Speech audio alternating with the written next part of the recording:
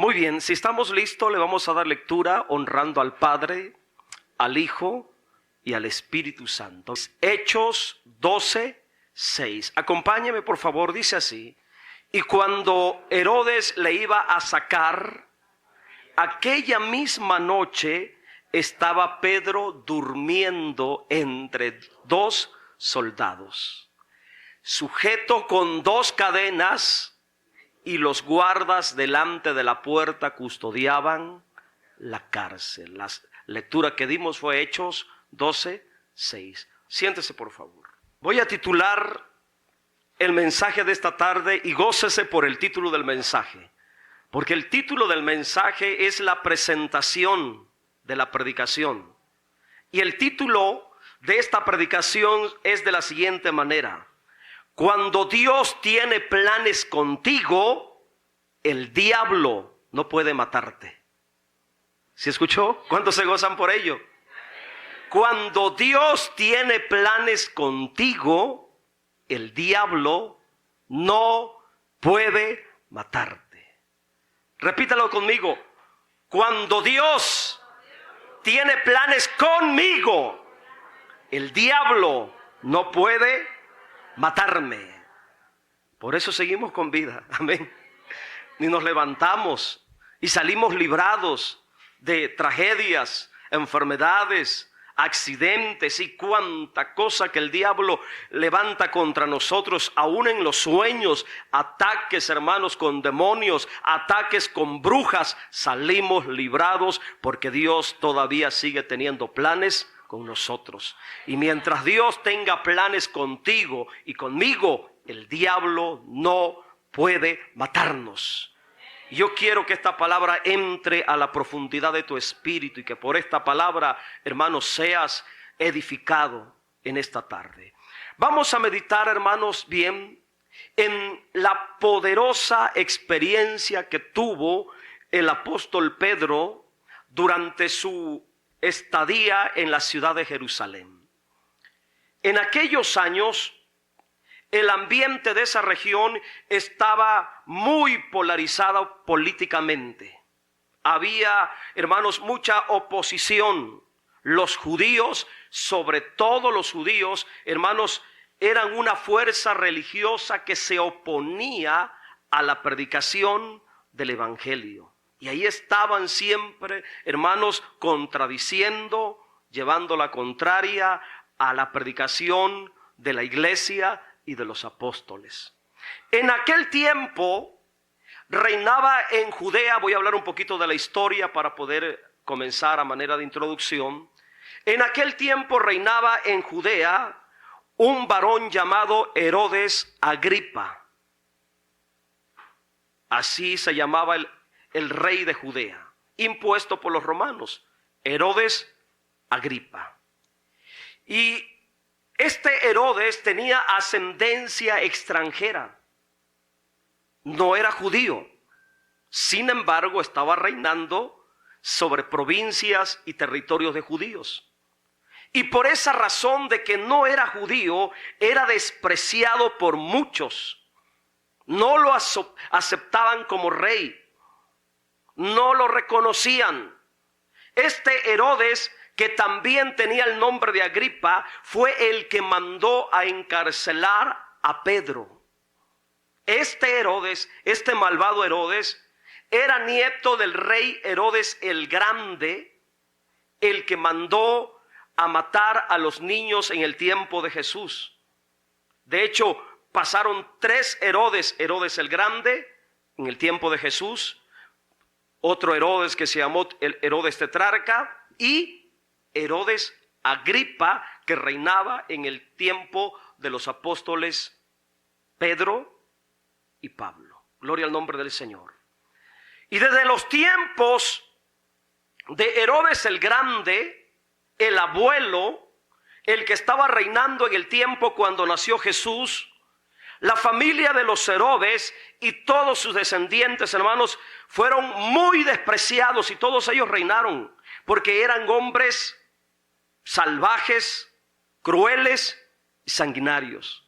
Por ejemplo, el Herodes Grande mandó hacer la matanza de todos los infantes menores de 2 años. En ese mismo tiempo, hermanos, otro Herodes que se levanta ya cuando Jesús era grande, manda a quitarle la cabeza a Juan el Bautista. Y ahora tenemos otro Herodes aquí, que con ese mismo espíritu diabólico, descendiente de Herodes el Grande, ahora, hermanos, mete en prisión a Jacobo y a Pedro. Este Herodes Agripa, del tiempo de Pedro, aprovechándose del rechazo religioso y la persecución que tenían los judíos contra los cristianos, queriéndose ganar el favor y la aceptación de los judíos, mandó a encarcelar a los apóstoles del Señor. La historia sobre este acontecimiento trágico y cruel en la vida de algunos hermanos de la iglesia comienza aquí en el capítulo 12. Todo el capítulo 12 describe la forma de cómo Herodes se levantó cruelmente persiguiendo a la iglesia. Y aquí miramos, hermanos, cómo Satanás se levantó una vez más personificado en la vida de Herodes. Era el diablo moviendo la voluntad, la autoridad, usando a Herodes como un instrumento para perseguir a la iglesia, para poner en cárcel a muchos de los hermanos de la iglesia de Jerusalén, incluyendo a los mismos apóstoles. Y la única razón de que los ponían en cárcel, el delito de ellos era su fe en Cristo. Únicamente por creer en el Salvador y dador de la vida y no seguir la corriente pagana de las religiones del imperio. Esa era la causa por la cual, hermanos, los mandaban a prisión. Yo voy a mostrarles el versículo 1 del mismo capítulo, pero ahora vamos a comenzar en el versículo 1. Mire cómo comienza dando testimonio de lo que sucedió en ese tiempo, hermanos, en la iglesia, lo que padeció la iglesia, lo que padecieron hermanos nuestros en ese tiempo. Dice, en aquel mismo tiempo, el rey Herodes, el que tenía por sobrenombre Agripa, echó mano a algunos de la iglesia para maltratarles, sin ningún motivo, hermanos, de delito realmente válido, nomás porque eran cristianos. Lo hizo por maldad, para congraciarse con los judíos opositores del evangelio. Lo hizo para quedar bien con los fariseos, que era el partido que más se opuso a la predicación de los apóstoles. Odiaban a los cristianos. Para los creyentes maltratados en ese tiempo, lo que estaban padeciendo, hermanos, era una prueba de fe, una prueba de su amor verdadero a Cristo, al tener que soportar latigazos, golpes y estar privados de su libertad injustamente. Era la prueba que ellos tenían que pasar por ser cristianos. Una prueba muy difícil que la mayoría de los creyentes de la iglesia de ahora no tendrían el valor ni la capacidad para soportar. Porque los cristianos de ahora y los creyentes de ahora, hermanos, somos muy cobardes. Por pequeñeces andamos desalentados. Por pequeñeces, en lugar de alabar a Dios, andamos quejándonos. Por pequeñeces, a veces abandonamos la fe. Nos enfriamos, nos desanimamos. Pero estos creyentes, hermanos, realmente tenían que tener una fe fuerte. Realmente tenían que amar a Dios de verdad. Realmente necesitaban amar a Dios por encima de su propia vida para aguantar ese tormento, ese maltrato, ese desprecio, la humillación, el ser golpeado, maltratado por amar a Cristo.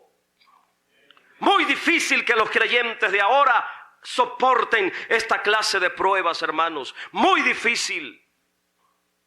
Pero ellos sí, por amor a Cristo, por amor a Dios, en relación a este mismo suceso de que Herodes manda encarcelar a los hermanos de la iglesia, también, lamentablemente, tristemente, en esa redada, cuando mete a la cárcel a algunos de los hermanos de la iglesia, también se lleva a un apóstol del Señor Jesucristo prisionero. También cae un apóstol del Señor. Fue puesto en prisión. Cayó preso, hermanos, por orden de Herodes. Y ese apóstol del Señor se llamaba Jacobo. Vamos a ir al versículo 2. Y mire lo que le sucedió a Jacobo. Jacobo, uno de los 12 que anduvo con el Señor Jesucristo, y mató a espada a Jacobo, hermano de Juan. Este creyente llamado Jacobo, hermano de Juan, era uno de los que le llamaban los Boanerges. Los Boanerges. Era uno de ellos. Así los apodaban a Jacobo y a Juan, los dos hermanos, los Boanerges, que traducido es los hijos del trueno. Solamente voy a dar una cita de referencia y ahorita regresamos al texto. Marcos 3:17, para hablar un poquito de Jacobo, para identificar quién era Jacobo. A Jacobo, este fue el que mataron. Este fue el que metieron en prisión por Herodes. Jacobo, hijo de Zebedeo, y a Juan, hermano de Jacobo, a quienes apellidó Boanerges, esto es, hijos del trueno. Este Jacobo, el que en una ocasión le dijo al Señor: permite que pidamos fuego del cielo y destruya a aquellos que no recibieron la palabra. Era un hombre valiente, hermanos. Era un hombre atrevido en la fe. Era un hombre de esos violentos que están dispuestos a morir en su fe para echar mano del reino de los cielos. Y le tocó en esa redada de Herodes, hermanos, morir a espada.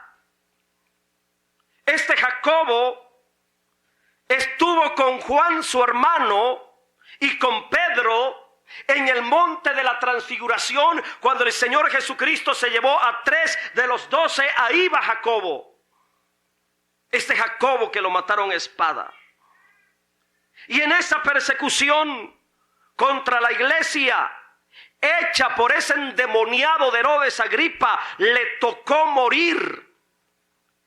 Escuche y aprenda, convirtiéndose en el primer apóstol del Señor Jesucristo martirizado. Fue el primero de los 12 que comenzó el martirio, hermanos, en la iglesia.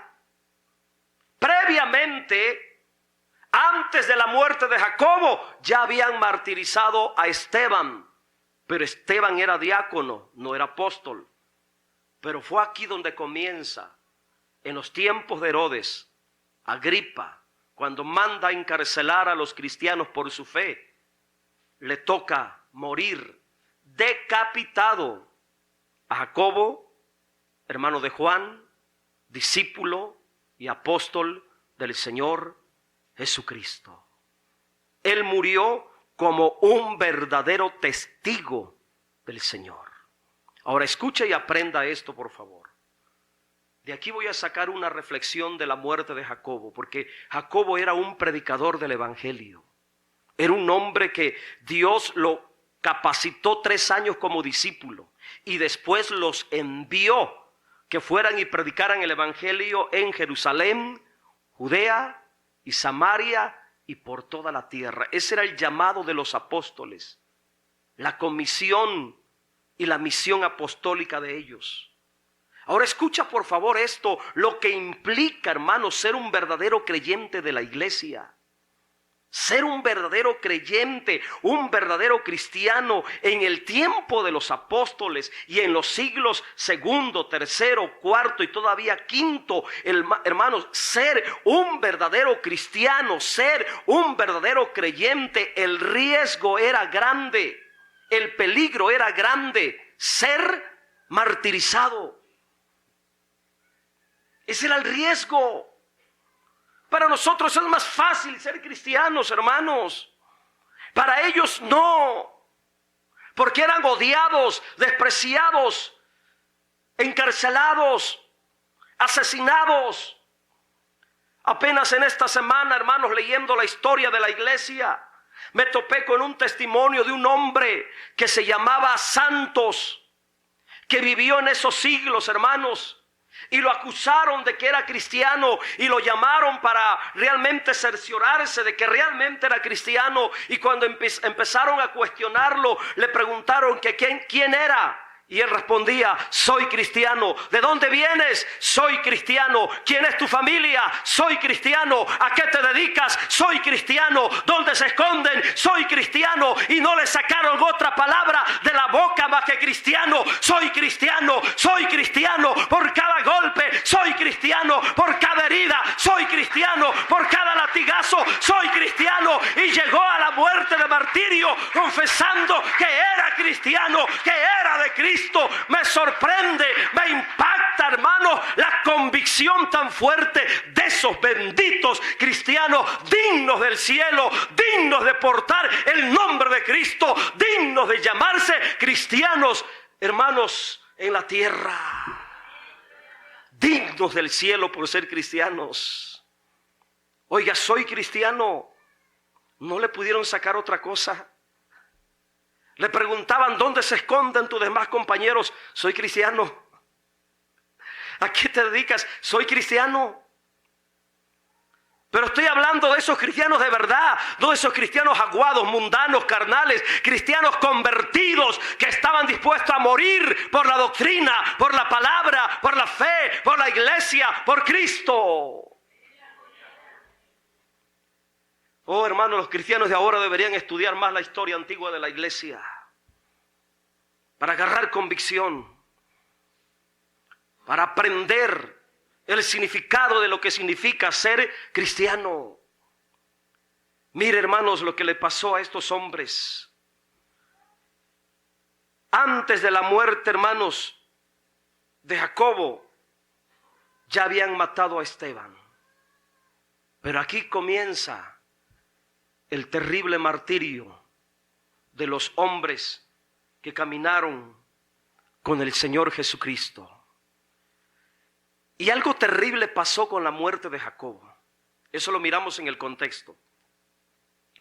La acción de Herodes de matar a Jacobo le favoreció mucho, hermanos. A él le favoreció mucho, pues agradó a los judíos la muerte del apóstol Jacobo. Mire el versículo 3. Y viendo que esto había agradado a los judíos. ¿Qué cosa le había agradado a los judíos? La muerte del apóstol Jacobo.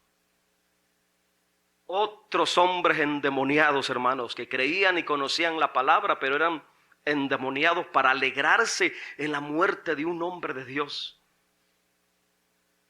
Y como Herodes se dio cuenta que le agradó a los judíos el que matara a Jacobo, que era uno de los 12, dice que procedió a prender también a Pedro.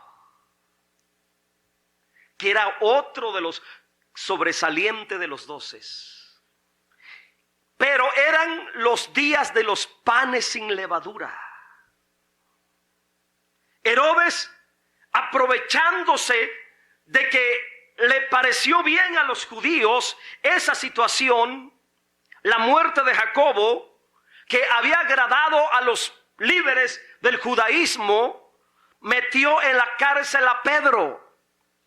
¿Y cuál era el propósito de meter prisionero a Pedro? El propósito, hermanos, de tomar prisionero a Pedro era también para matarlo, para asesinarlo. Pero como se atravesó la fiesta, hermanos, de la Pascua, en la cual se comían los panes sin levadura al principio de la Pascua, evitó mandar a matar inmediatamente a Pedro, porque era una fiesta muy sagrada. Y Herodes entendió que los judíos iban a estar muy ocupados en sus ceremonias y no les iba a importar tanto la muerte de Pedro. Por eso lo detuvo en la cárcel, con el propósito que pasando la fiesta de la Pascua sacara a Pedro de la cárcel y públicamente matarlo delante de los judíos para seguir ganándose el favor de ellos. Vamos a mirar el versículo 4 y así vamos a ir viendo algunos detalles. Y habiéndole tomado preso, le puso en la cárcel, entregándole a 4 grupos de 4 soldados cada uno para que le custodiasen, y se proponía, mire las intenciones malignas de Herodes, se proponía sacarle al pueblo después de la Pascua, no para soltarlo, no para liberarlo. Se proponía sacarlo también para quitarle la cabeza. En este texto, lo que miramos, hermanos, es algo impresionante. Porque el apóstol Pedro, que no era un hombre criminal, era un predicador del evangelio, era uno de los 12, era uno de los líderes de la iglesia de aquel tiempo, fue encarcelado y custodiado como un peligroso criminal. Herodes mandó que 16 soldados estuvieran a cargo de su custodia. Por eso dice 4 grupos de 4 soldados. 16 soldados estaban cuidando a Pedro ahí, como que si fuera un terrible y peligroso criminal. Creo que ni al Chapo lo tienen así tan vigilado. Amén. Como tenían a Pedro. Porque Herodes no quería que saliera. Herodes tenía planes de sacarlo después de la Pascua para darle muerte. Y yo quiero que mires lo grave de la situación, hermanos. Lo trágico de la situación en la que se encontraba Pedro. En la cárcel, prisionero, con 16 soldados cuidándolo. En esta situación en la que se encontraba el apóstol Pedro, solamente, escucha, solamente un milagro de Dios podía librarlo de la muerte. Solamente un milagro de Dios podía salvarlo de la muerte.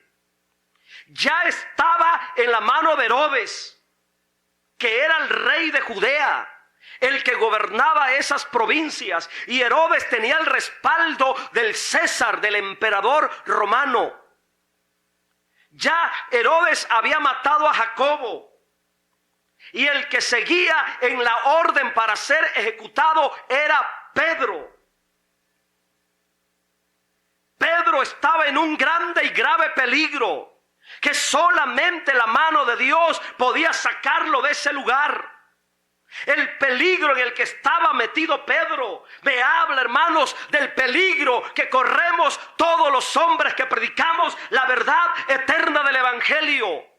Hermanos, los predicadores Así como Pedro, están expuestos a morir en las manos del diablo en cualquier momento por las acechanzas del diablo. Y muchas veces el diablo usa personas, hombres impíos, despiadados, para dañar a esos hombres que predican de verdad la palabra de Dios con valor y autoridad. Era el diablo usando a Herodes para destruir a Pedro. Era Satanás, hermanos, valiéndose de la crueldad, de la impiedad de Herodes Agripa. A Pedro en esta circunstancia, solo la intervención de la providencia divina, la intervención de la gracia y de la misericordia de Dios podían librarlo de una muerte segura en manos de Herodes. El peligro era grande, hermanos, pero hay algo hermoso en esta historia. Hay algo digno de mencionar en esta historia. Porque mientras Pedro estaba en la cárcel con una amenaza seria de muerte, afuera la iglesia, los creyentes, los cristianos, la iglesia que estaba afuera sabía también perfectamente, hermanos, que solamente Dios, por medio de la oración, podía librar de la muerte al siervo de Dios que estaba preso con amenaza de muerte. Y la iglesia, hermanos, intervino orando a favor de Pedro. Y la oración de la iglesia fue decisiva, hermanos, para que Pedro fuera librado de la muerte. Mire lo que dice el versículo que sigue. Póngale atención a este versículo. Así que Pedro estaba custodiado en la cárcel, pero la iglesia hacía sin cesar oración a Dios por él. Qué poderoso, hermanos. Qué testimonio más poderoso. Voy a enumerar algunos detalles de esto que estamos leyendo. Pedro en la cárcel con sentencia de muerte al terminar la Pascua.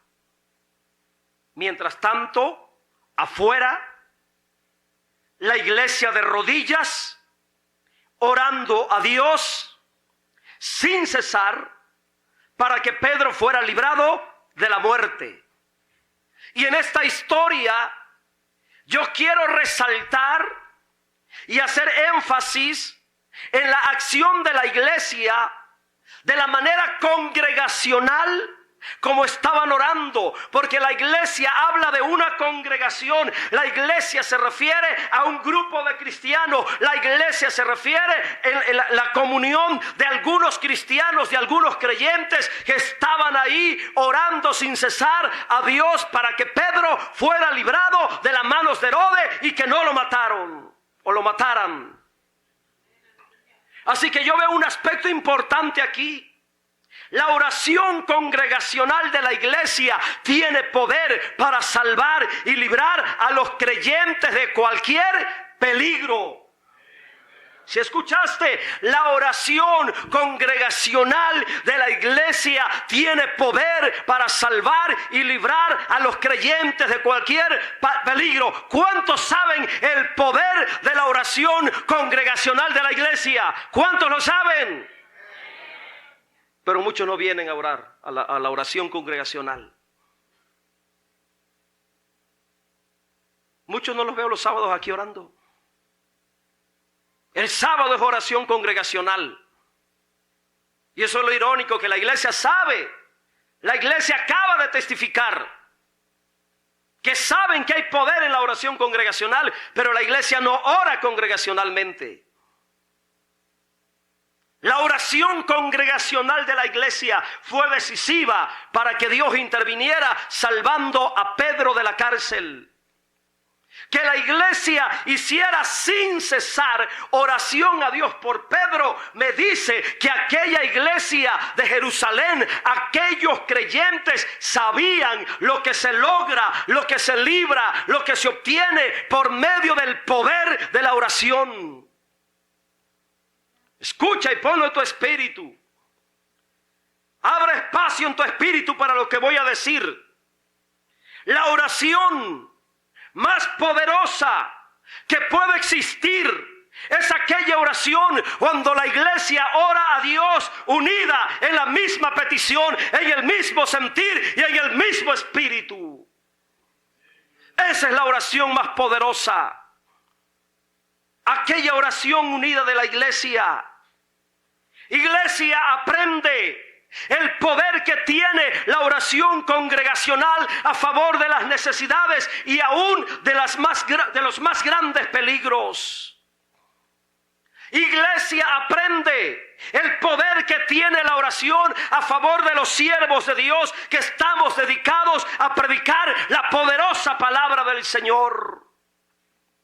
Iglesia, no desprecies ni descuides la oración congregacional, porque tiene poder para librar de la muerte, salvar del peligro, de los grandes hermanos, hacer grandes milagros a favor de los creyentes que están en graves situaciones. Es el poder congregacional de la iglesia. Pero la iglesia hacía sin cesar oración a Dios por él. Eso es oración congregacional.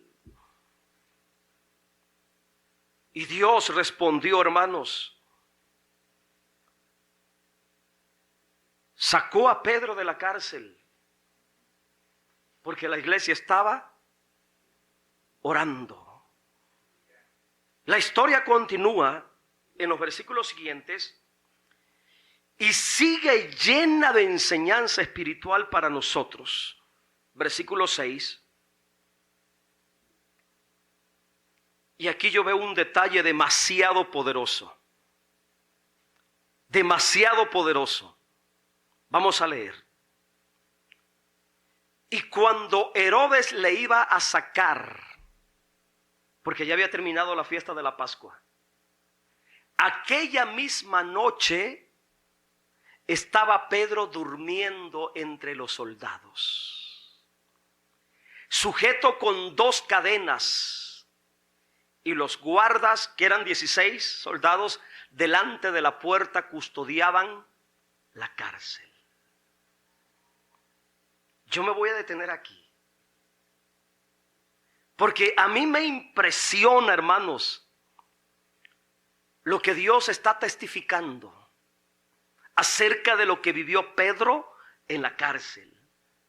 Para mí estas palabras las voy a volver a leer. Y cuando Herodes le iba a sacar, aquella misma noche estaba Pedro durmiendo entre 2 soldados y sujeto con 2 cadenas, y los guardas delante de la puerta custodiaban la cárcel.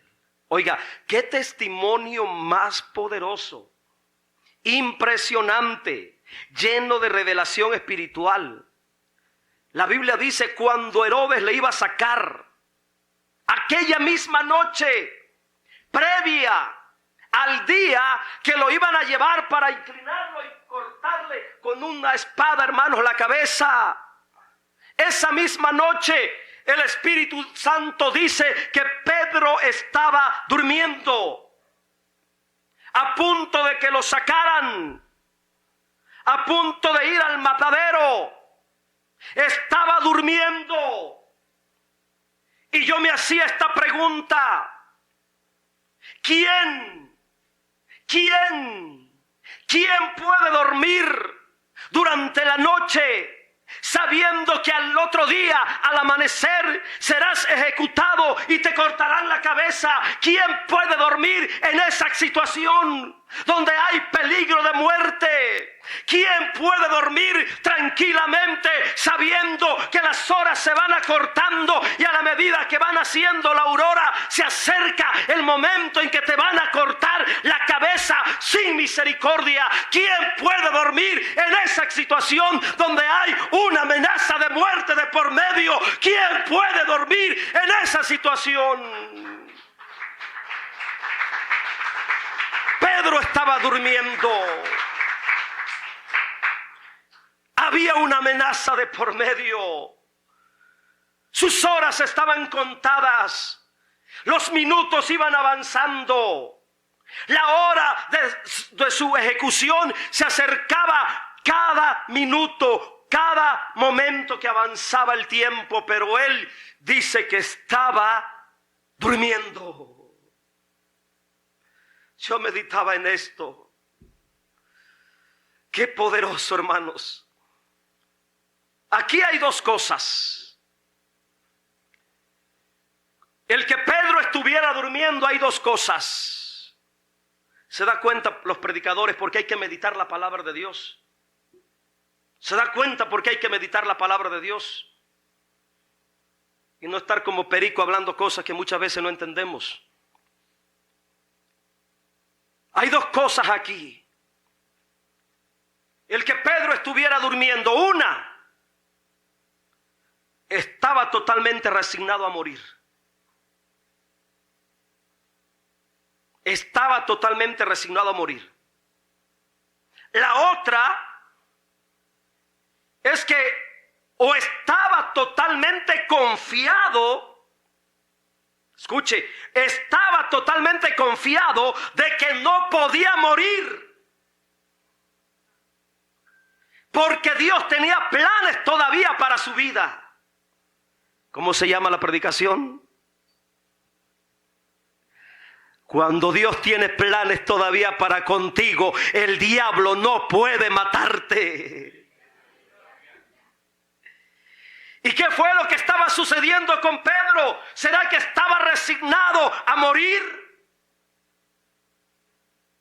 ¿O todavía sabía, como un hombre entendido, con discernimiento, un hombre de fe, de conocimiento, que conoció, escuchó y vivió y miró los milagros que Cristo hizo en vida? Y eso le llenó de fe, de confianza, de convicción, de amor, de entrega, pasión, valor por Cristo. ¿Qué era lo que estaba pasando con Pedro?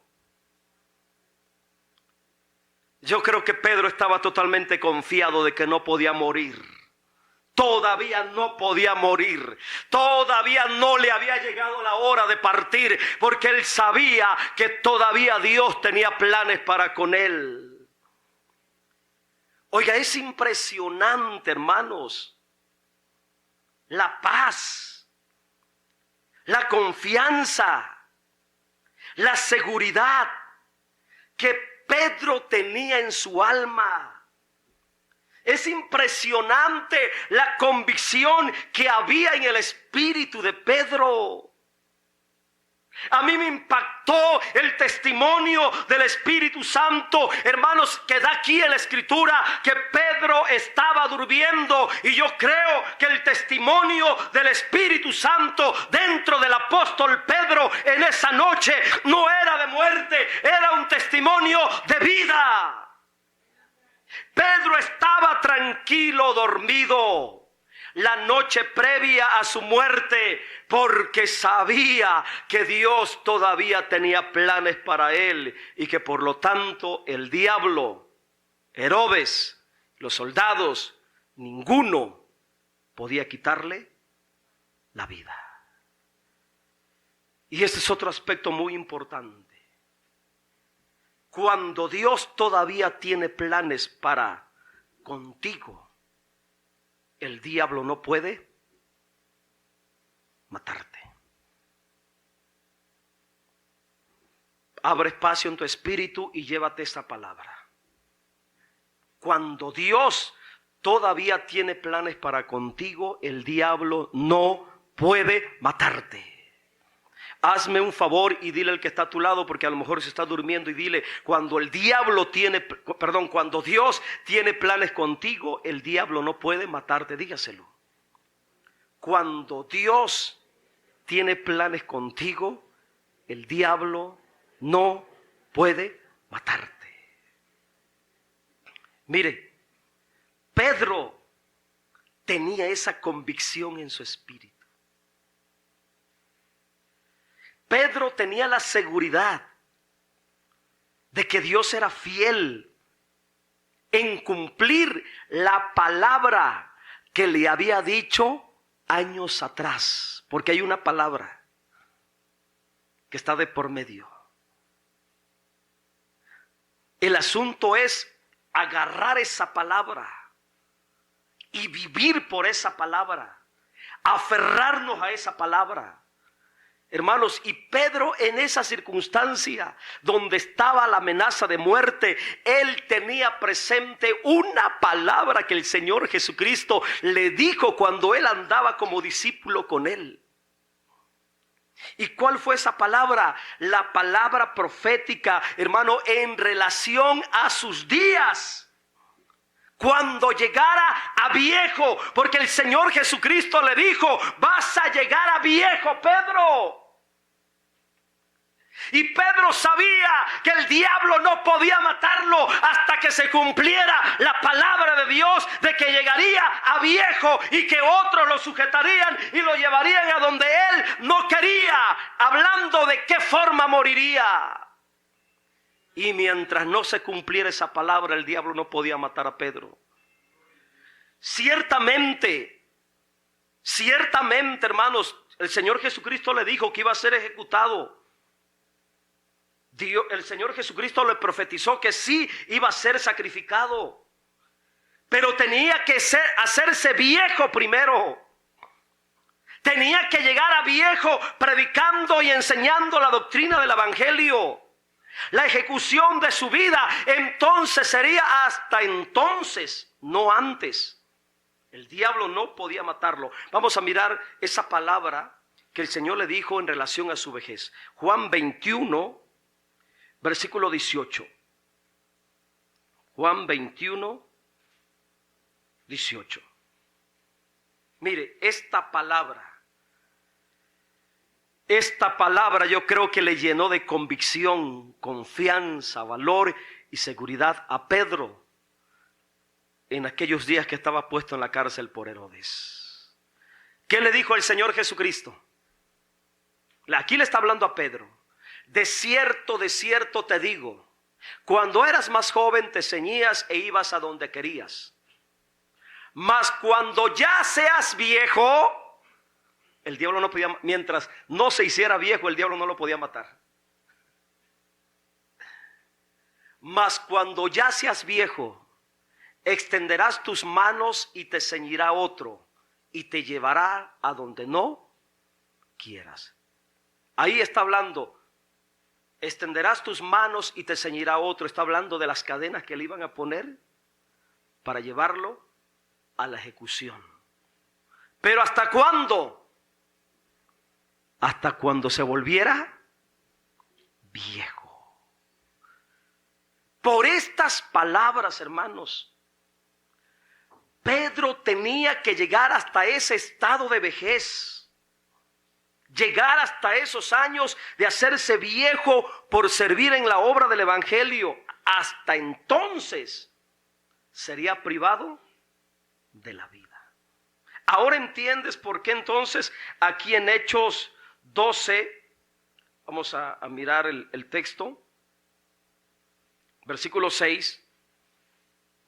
Ahora entiendes por qué, hermanos, Pedro estaba tranquilamente durmiendo. Y no estaba desesperado, no estaba llorando, no estaba atemorizado. Él estaba tranquilamente durmiendo. Y esto es una enseñanza muy importante, hermanos. Porque cuando Dios todavía no ha terminado contigo, el diablo no tiene autoridad para matarte. Cuando Dios todavía no ha terminado contigo, la enfermedad no tiene autoridad para matarte. Se llame como se llame, no puede matarte. Cuando Dios todavía tiene planes para contigo, nada puede destruirte. Cuando Dios todavía tiene planes para contigo, ninguna circunstancia o fatalidad puede acabar con tu existencia. Hermanos, tu confianza para mantenerte vivo debe ser aquello que Dios dijo que hará contigo. La confianza para mantenerte vivo es lo que Dios te ha mostrado en sueños que hará contigo. Debe ser la convicción, hermano, que te mantenga vivo en el propósito y en el llamado de Dios para tu vida, aún en las peores pruebas, en las peores circunstancias. La seguridad, la confianza de lo que Dios te ha dicho, te ha hablado, te ha mostrado, te ha dicho proféticamente que hará y sucederá en ti, debe ser el testimonio de vida del Espíritu Santo en tu interior.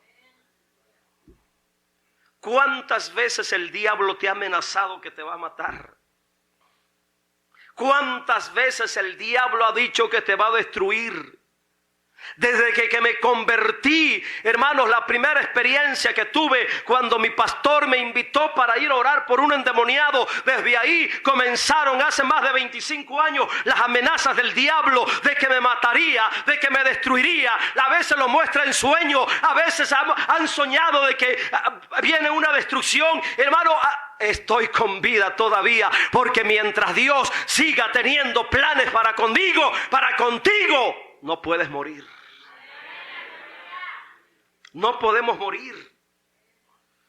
Escucha en esta tarde la voz del Espíritu Santo que te dice: todavía no puedes morir, todavía no termino contigo, todavía no puedes morir porque tengo planes para ti. Ese es el testimonio del Espíritu Santo que debe estar sonando en tu conciencia. Y yo creo firmemente, hermanos, que esa era la voz del Espíritu Santo dentro del apóstol Pedro aquella noche. Pedro, duérmete en paz, duerme tranquilo, porque no puedes morir sin que se cumpla la palabra que te he dicho. Pedro, duérmete porque tengo planes todavía para contigo. Herodes, el diablo, no pueden matarte. Dos cosas obraron aquí. Dos cosas obraron. Primero, la oración de la iglesia. Segundo, la fe de Pedro. Versículo 7, ya voy a cerrar el mensaje. Voy a terminar solamente leyendo. Versículo 7. He aquí que se presentó un ángel del Señor. Qué poderoso es esto. Se presentó ahí en la cárcel, hermanos, se manifestó esa noche un ángel del Señor. Y una luz resplandeció en la cárcel, y tocando a Pedro en el costado, le despertó. Y mire lo que le dijo el ángel: levántate pronto. Y a la voz de un ángel, dice que las cadenas se le cayeron de las manos. Yo veo algo poderoso aquí. Por el auxilio de Dios para Pedro, y puede ser para tu vida y para mi vida, por el auxilio de Dios, cuando Dios quiere auxiliar a alguno de sus hijos en la tierra, manda a que los ángeles se pongan a trabajar a favor de ese hijo de Dios que está en peligro de muerte. ¿Tienes idea cuántas veces los ángeles te han librado de peligros de muerte? ¿Tienes idea cuántas veces los ángeles se han metido en medio cuando el diablo se ha levantado para destruirte, para acabar con tu existencia? por el auxilio de Dios, el ángel se puso a trabajar a favor de Pedro. Otra cosa muy importante que me parece importante para mencionar, por el auxilio de Dios. O sea, cuando Dios quiere auxiliar de muerte a alguno de sus hijos, aún la materia, escucha, aún la materia se sujeta al poder y a la voluntad de Dios. Por eso las cadenas se quebraron.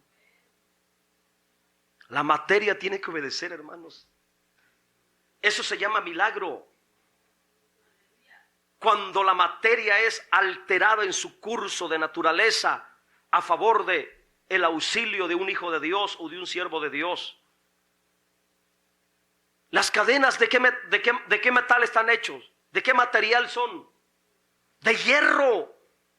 Difícil que se puedan quebrar.